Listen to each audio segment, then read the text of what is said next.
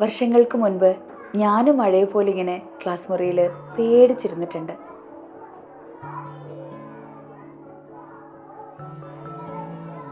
അന്നെന്നെ Meera teacher വഴക്കൊന്നും പറഞ്ഞിട്ടില്ല. അമ്മയും അച്ഛനെയും സ്കൂളിലേക്ക് വിളിപ്പിച്ചിട്ടുമില്ല.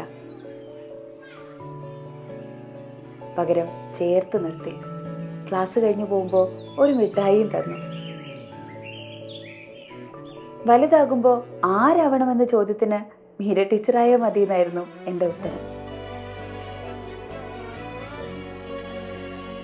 Behind every confident woman, there is another woman who inspired her.